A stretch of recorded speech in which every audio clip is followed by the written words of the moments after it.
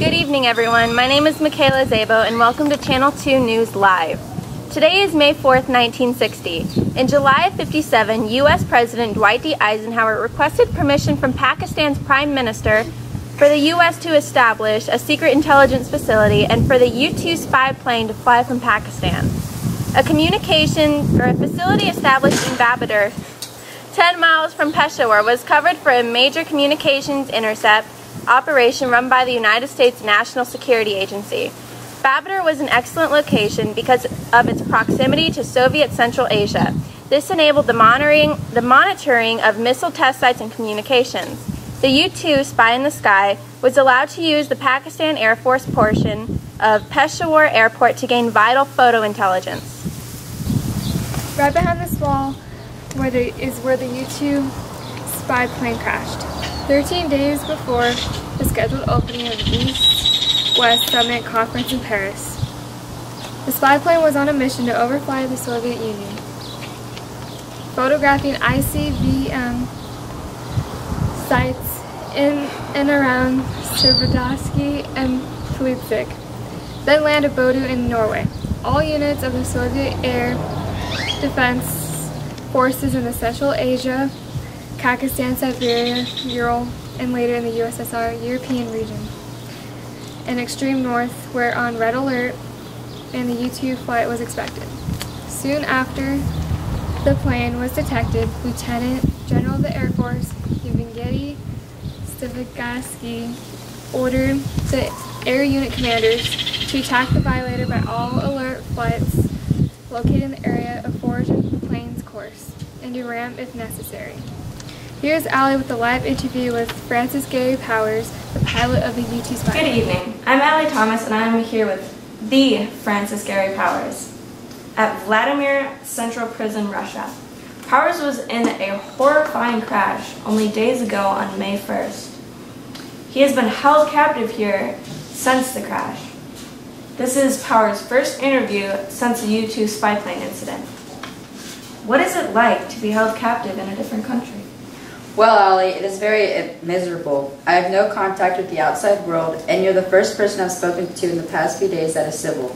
Prison life is very strict, and you do everything on their orders. And don't get me started on how uncomfortable the bed is to sleep in. And the food, oh my God, the food is horrible. That sounds awful. I can't even begin to imagine the living conditions. But I heard you were given poison needles for your journey. Is that correct? Yes, that is correct. Who gave you this poison needle? It was given to me by Colonel Shelton during the briefing at Peshawar. For what purpose? In case I was captured, tortured, and couldn't stand the torture and would rather be dead. So that means your superiors directed you into this flight not to spare your own life. Well, it's more or less up to me whether I wanted to use the poison or not. But they gave you that needle with poison. Yes. They wanted you to blow up the plane, kill yourself, and erase all evidence of the crash. No, they didn't tell me to kill myself. But they gave you the needle to kill yourself. Yeah, if I was being tortured. You were told torture would be used in the Soviet Union? I don't remember being told, but I kind of expected it. Were you tortured? No, thankfully I was not tortured.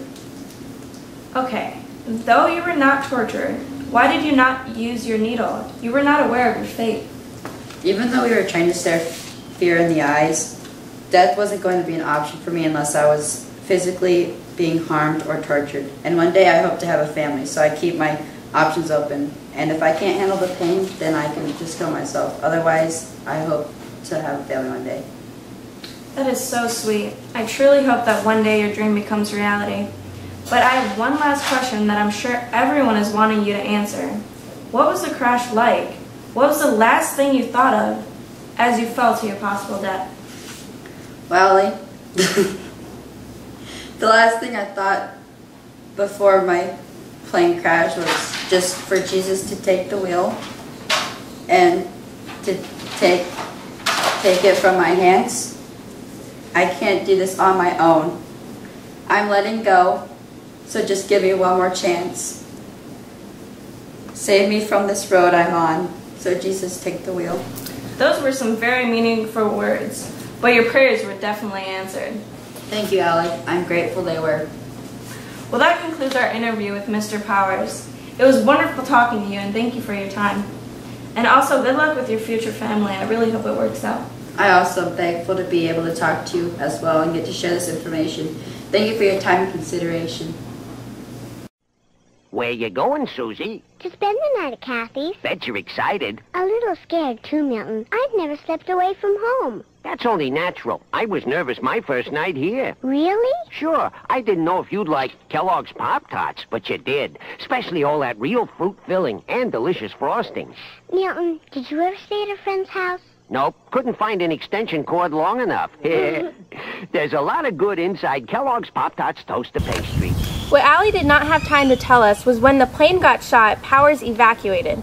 In bailing out, he neglected to disconnect his oxygen hose and struggled with it until it broke. However, this enabled him to separate from the aircraft. He successfully bailed out and parachuted to safety. However, he was captured soon after parachuting down onto Russian soil. Also, close study of the Powers account of the flight shows that one of the last targets he had overflown was the Shevensky 65 plutonium production facility. For photographs of the facility, the heat rejection capacity of the reactor's cooling systems could have been estimated, thus allowing a calculation of the power output of the reactors. This then would have allowed the amount of plutonium being produced to be determined, thus allowing analysis to determine how many nuclear weapons the USSR was producing. Back to you, Michaela. Thank you, Alex, for this update. This is Michaela Zabo signing off for Channel 2 News. Thank you and good night. In Moscow, Nikita Khrushchev is shown as he told the Soviet Presidium that pilot Gary Powers of the downed American reconnaissance plane was alive, and that Russia had seized spy photographs made 1,400 miles inside Soviet borders. The plane was brought down on May Day, less than 2 weeks before the summit talks, and Mr. K was quick to play on the incident for propaganda advantage. Out in the open came the story of the most sensational intelligence operations yet revealed. America officially admits extensive flights over and around Russia by unarmed planes during the last 5 years. State Department spokesman Lincoln White gives the reasons for the flights. That given the state of the world today, intelligence collection activities are practiced by all countries, and post-war history certainly reveals that the Soviet Union has not been lagging behind in this field. On display in Moscow, the wreckage of pilot Francis Powers' U-2 reconnaissance plane for Muscovites and foreign newsmen to see as the Soviet launches its most belligerent anti-American propaganda barrage in recent years. The spy plane incident on the eve of the summit was seized upon by the Kremlin and blown up to proportions that startled and shocked the outside world. Khrushchev himself at the Moscow press conference loosed a furious tirade, charging America with deliberate aggression and threatening to attack any Allied bases from which U-2 jets flew over Russia. Hopes for the success of the summit talks even then grew faint. It was clear at the time that Mr. K was laying groundwork for a clash in which the actual issue would be his demands on West Berlin.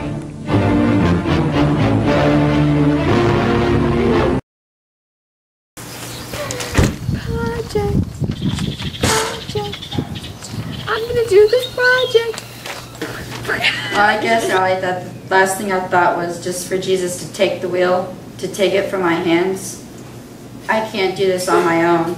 I'm letting go, so give me one more chance. Save me from this road I'm on. Jesus, take the wheel. Dang it, Allie, come on.